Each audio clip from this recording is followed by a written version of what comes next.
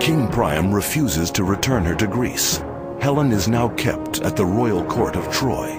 But was there ever really such a place? Homer's description of Troy tantalizes.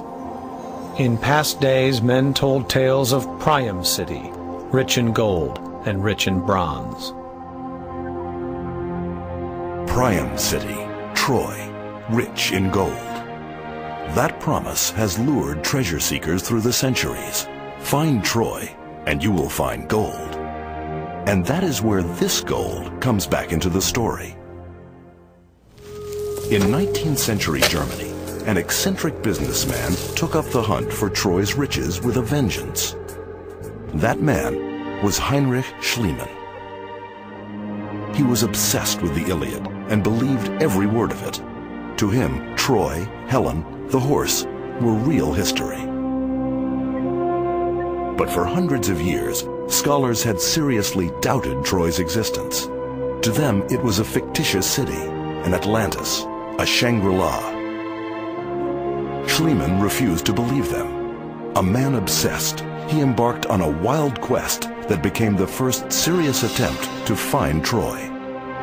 But discovering the truth about Troy is made all the harder because Schliemann, like Homer, readily mixed fact and fiction. In an age when showmanship guaranteed lavish press coverage, Schliemann was destined to become the archaeological P.T. Barnum. Heinrich Schliemann is the father of archaeology. He's also a scoundrel. He is almost completely untrustworthy in terms of his personal life, his private life, and therefore one wonders how much we can trust him in terms of his professional life. He's not really a man you would have wanted to invite home to dinner. And at the very least, if you did, you would take his stories with the proverbial grain of salt, if not the whole shaker. Schliemann was determined to find proof of the Trojan War and make himself famous. But first, he had to get rich. Starting in Russia, he sold arms to both sides in the Crimean War. Then, to finance his search, he turned his eye to gold. In 1849, there was only one place to chase it. He then went to California in the 1849 gold rush. He was a 49er, but he didn't get his hands dirty. Instead of mining for the gold, he was a go-between, buying the gold dust and the nuggets from the miners and selling them to the banks. Apparently he had his thumb on the scale. And so he was nearly run out of town. With his newfound wealth, it was time to search for Troy. But before he did, the eccentric Schliemann needed one more thing: his very own Helen. He engineered a divorce. He then wrote to the head of the Greek Orthodox Church in Athens and said, I want to come to Greece, and I want you to find me a Greek wife. His interviews produced 17-year-old Sophie in Gastromenos. Greek, young, and beautiful, she became the new Mrs. Schliemann. He had found his Helen. Now, to find Troy. The only question, where? Homer's writings are like a treasure map, full of tiny hints.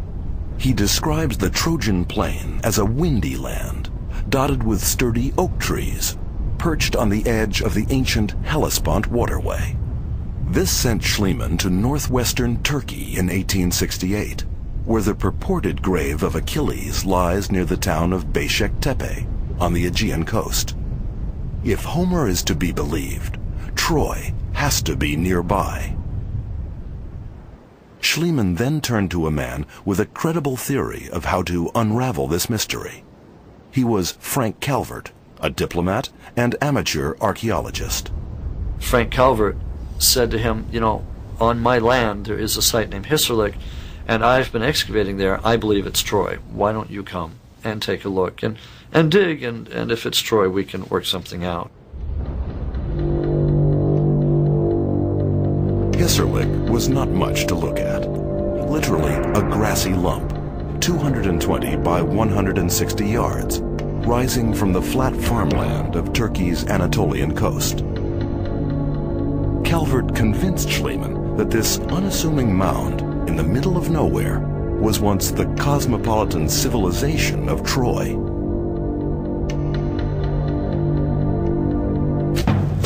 Schliemann began to dig where Calvert had suggested, and he wasn't dainty. Believing that Homer's Troy was at the bottom, he carved a mammoth north-south trench over 40 yards wide, straight through the middle of the hill. Schliemann was not patient or careful. If it wasn't about Homer's Troy, he tossed it aside. If one had to describe in a nutshell how Schliemann dug at Troy, it would be very easy to describe. He dug badly. At the time in which Schliemann began his work, archaeology was really a very new discipline. We think of it as a very old one, but in fact, in the second half of the 19th century, it was quite new. Schliemann had no formal training in archaeology at the point when he began his excavations, so he wasn't exactly sure how to go about it. On May 31st, 1873, Schliemann would literally hit pay dirt. In his own words, Schliemann said, I came out one morning, the workmen were already excavating, and as I walked over, one workman was uncovering a huge chest, and I could see the glint of gold. And so I quickly announced that I had forgotten it was my birthday, Schliemann says, and I gave them the day off on the spot. After the workmen had left, I then called over my wife Sophie, and together we excavated this great chest and associated treasures. My wife gathered up the objects, the gold, the silver, the bronze, in her apron and carried them off back to the house, where we quickly collected them and cataloged them and wrote them up. Thousands of pieces of gold, large and small. It was, Schliemann claimed, the treasure of Priam, the Trojan king. The riches he'd spent years trying to find. Schliemann had promised the Turkish government that he would not take the treasure out of the country. So for him, there was only one choice. He would sneak it out. According to Schliemann, one night, he and his wife smuggled the gold out of Troy by boat, back to his adopted home in Greece. Unfortunately, we have a problem with this story. And the problem is very simple, that Sophie wasn't there. In Schliemann's own diaries, in other accounts, it turns out that his wife Sophie was in Athens the day that this treasure was reportedly discovered. So the whole story was made up, and in fact Schliemann was confronted with this later, and he said rather sheepishly, yes, it's true, Sophie wasn't there. I inserted her into the story in order to try and get her more interested in what I do. It would get stranger.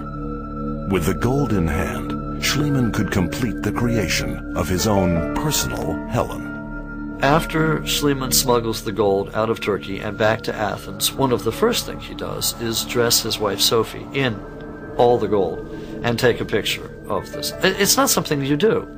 On the other hand, given the day and the age, who could have resisted? I mean, the gold is there, it's just him, it's just his wife, he puts it on, she looks gorgeous, it's a wonderful photograph. Who does it hurt? Well, you're not supposed to do that.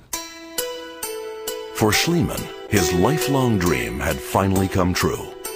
Or so he believed. Treasure it certainly was, but it wasn't Priam's. Schliemann's own assistant, Wilhelm Dorpfeld, found that the gold was not from the time of the Trojan War, the 13th century BC.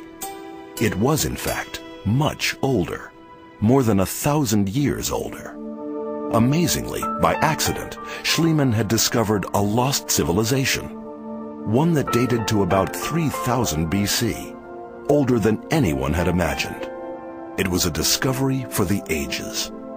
In spite of himself, Schliemann had discovered not one Troy, but 9. Piled one upon the other, sacked or destroyed, the 9 levels of Troy span a period of almost 4,500 years. Schliemann found 9 cities, and he was then faced with the dilemma he hadn't expected. Which of the 9 cities was the city of the Trojan War?